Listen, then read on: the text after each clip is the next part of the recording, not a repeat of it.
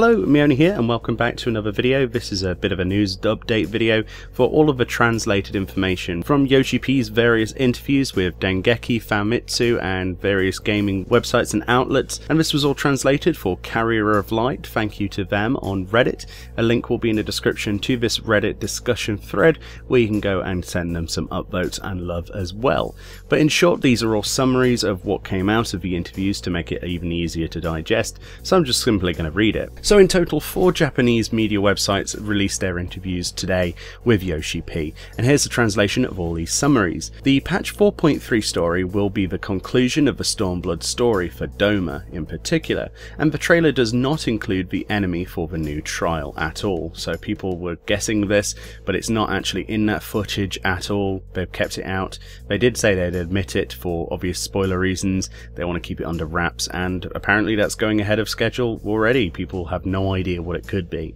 They understand that rewards from side quests aren't worth it currently, but since it's difficult changing all the current side quests in the game, they are considering adjusting EXP from the quests in the future. You'll be going into the new dungeon because of the Four Lords storyline, and Japanese players were assuming the title of the dungeon was hinting at a new job in the future, but Yoshida said it has nothing to do with it, obviously referencing Geomancer there.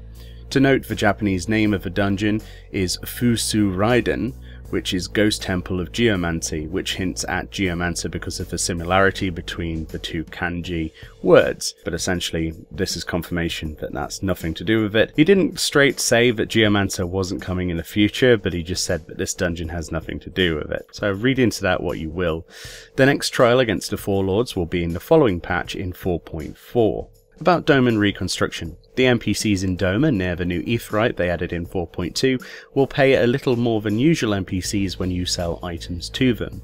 By selling a certain amount of items you don't need to the NPCs there, the reconstruction of the town will begin, and the amount of money they pay you will gradually increase. The more you sell, the faster the reconstruction will be.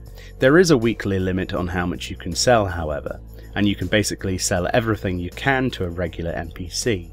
As the reconstruction proceeds, the town will change visually, presumably with phasing technology, which I'm extremely excited about. Now they're talking about crafting and gathering. The new Namazu Beast Tribe story will revolve around bringing back a certain festival. They spent a serious amount of budget on this questline, at this might being the "you were hiding this all along" type of story content that they talked about in previous interviews. They will be adding new gear and recipes for crafters and gatherers, and players will need to prepare this new gear in order to craft and gather items in patch 4.4. Note, this is the usual craftable gear. They also have another test case they will be implementing, but they cannot release further information now because it will affect the economy. Players will need to finish the quest line related to Kurenai before they gain access to the new custom deliveries. That's in Sui no Sato if you've never done that area before, and obviously those quests are already in the game, so if you want to get them done now, it will save you time on the 22nd. Players will be able to choose what Kurenai wears, but this system won't be added to the old custom delivery NPCs in the game, such as Zoe and Minago, but they will consider adding it if the demand is high in the future. Next up, they talked about Ridorana Lighthouse. After observing the players' reactions to part 1 of the 24-man raid, they changed the course of the story to make it feel more epic. There will be new mysteries, or should I say, you're connecting that to here? A quote from YoshiP there, type of mysteries scattered about. There is a lot of text in the new story, and quest lines are very long. Ridorana is located somewhere in Eorzea. Note, they're not saying Heidelin. Like always, there will be brand new mechanics and a huge punchline. The rewards will be the same as the previous 24-man raids, with equipment and upgrade items for gear and accessories. Next up, they talk about Eureka. The topic on how there should be a penalty for those who just stay at base camp did come up during the dev meetings. Note, the majority of Japanese players wait at a camp and they all start moving when an NM fake pops, and that's pretty much my experience on EU servers as well. Pagos will start from elemental level 20 and lead up to level 30. To help players catch up, they will be adjusting Animos. One specific example is a weekly bonus in your challenge log. Pagos will be released in patch 4.36.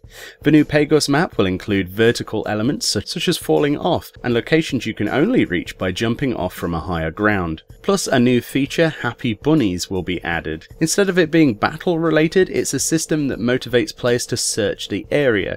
The Happy Bunny will tell players where treasures are hidden, and Happy Bunny showed up in Final Fantasy XII if you're wondering about that. It's a bit of a puzzle basically, a little bit of extra stuff to be excited about in Eureka, and the final form of the Eureka weapon in the far future will have an extremely high item level, but until then, and like always, the raid weapon will have the highest item level in the game.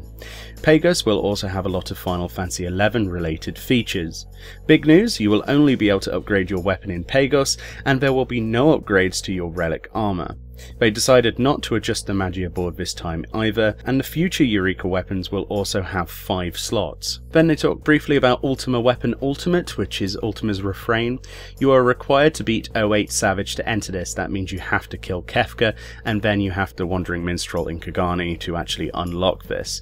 YoshiP quoted the certain NPC's line from the 4.3 trailer, and said players will want to say, "This has to be a bad joke, right?" when they experience the fight.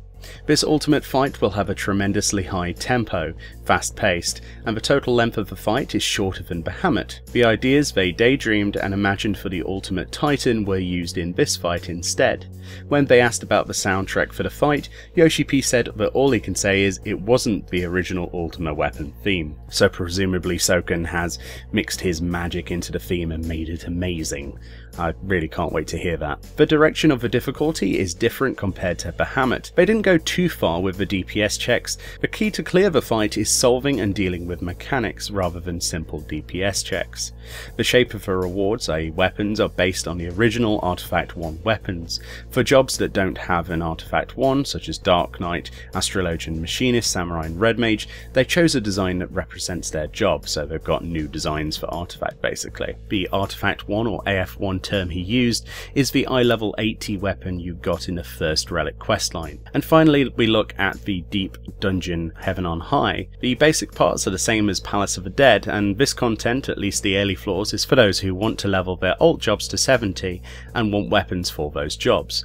There is a storyline to it, and a certain NPC that showed up during the Stormblood main storyline will be heavily involved. The story and the weapon upgrading part will end by floor 30, when your weapon is upgraded inside this content. You'll be able to take it outside as a level 70 weapon. You will not be sharing save slots with a previous deep dungeon. Floors 31 to 100 is totally for the challenge only, and obviously the new additional rewards. There are rewards you can only obtain on those higher floors. A new Dodo mount will be obtainable there. There are a lot of unique moves that only monsters in Heaven on High can use, and you cannot use the matching system to enter floors 31 plus.